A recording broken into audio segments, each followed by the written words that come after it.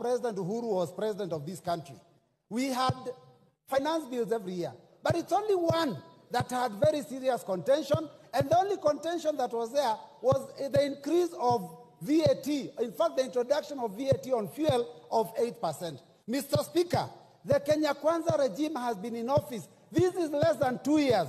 And the second finance bill they have brought to this House and the first one have elicited so much contention from Kenyans that I think there is something seriously wrong. Mr. Speaker, in fact, let me say this, that the controversies of the 2023 finance bill, before we even get to this one, even, in fact, got a nickname for our head of state, because Kenyans out there are calling him Zakayo, the tax collector.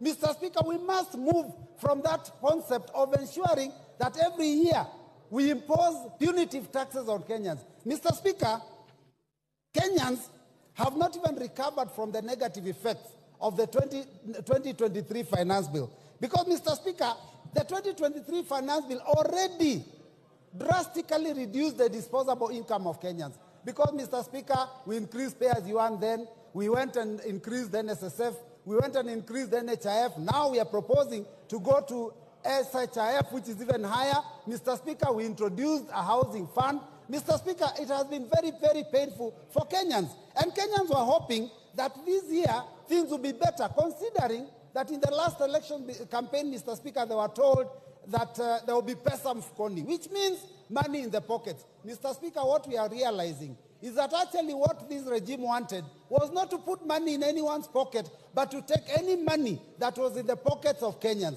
Mr. Speaker, the cost of government services have gone so high that we can't even afford our children to have ID cards. So, Mr. Speaker, when I look at a bill that proposes to increase the already overburdened Kenyans, it is something that we have to stand firm and reject. Mr. Speaker, let me say this, that we were told to tighten our belts. And I know this is the intention, that we be hit very hard the first 2, 3, 4 years. But, Mr. Speaker, you know, some people will lose their life because of the hunger now and because of the stress now. What do you do with them when they are 6 feet under in 2026, 2027? We are told to tighten our belts. And as we tighten our belts, Mr. Speaker, it is shocking to see the excesses that this government is going through. We are taxing Kenyans to raise money to run the government, and yet we have excesses. We are putting in money to build houses, to repair, to paint houses that were built with 400 million, and we are spending 600 million to renovate and paint. Mr. Speaker, it is very, very painful. And then we are told, tighten your belts as Kenyans. And 200 million Kenyan shillings is used on a return trip on a chartered plane to the US. Mr. Speaker, this is not acceptable. And all those missions are begging missions. What we are doing here is we are living beyond our means. Mr. Speaker, I seek the attention of all those members that passed the 2023 finance bill and later on went and told Kenyans they didn't have time to read it. Now listen keenly. If you didn't read that one, you listen to us. Mr. Speaker, oppressive tax policies do not make good economic sense. And Mr. Speaker, let me just put it this way, that the last year's proposal was intending to raise 214 billion. But because it was oppressive, Kenyans did not pay as expected.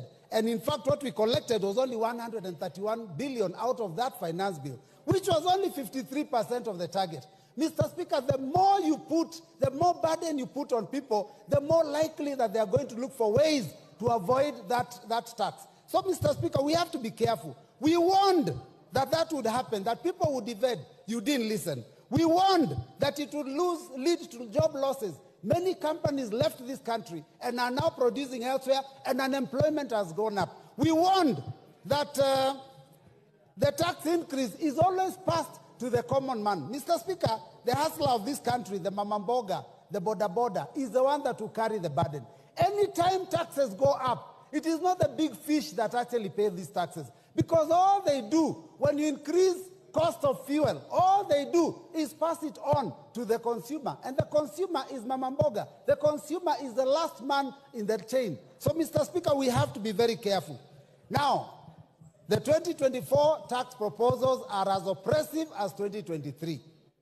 We have not even fully implemented the 2023 ones. The E-teams, now we are discussing how we are going to remove it. There are those, those taxes on chamas that we have not yet implemented. Now we have brought other major proposals. And I hear, Mr. Speaker, talk of the tax proposals of 2023, it's like they have been reduced. Mr. Speaker, the bill that we hold in our hands, the bill that we read, has not been amended. What we are listening to is stories, Mr. Speaker. Because when we go to the committee of the whole House, what guarantee do we have that the proposals we've been told about here will pass? We can be hoodwinked into believing that those things will be passed, and when we pass this bill, the last minute it is opposed and we lose out. So we are going to oppose it from the beginning up to the end. Mr. Speaker, this proposal on VAT on bread, Mr. Speaker, I don't even know who could conceive such a thing. You have put your hands in the pockets of salaried Kenyans, business people. People have been made to pay for profits that they don't even make on turnover tax. And now you want to tax our children because you're putting your hands in the pockets of our children. Because the biggest consumer of bread are our children in secondary school, because that's where they spend their pocket money. Mr. Speaker, some of these are totally ill-advised. Mr. Speaker, VAT on financial services, VAT on money transfer, VAT on M-Pesa, those were, I do not understand who was thinking, what were they drinking, what were they smoking when they came up with those ideas. Mr. Speaker, it is very unfortunate. 20%, 25% excise duty on edible oil, import duty. Mr. Speaker, these things, 2.5% on motor vehicles, these ideas were preposterous. But Mr. Speaker, I believe that all those proposals were actually a smokescreen.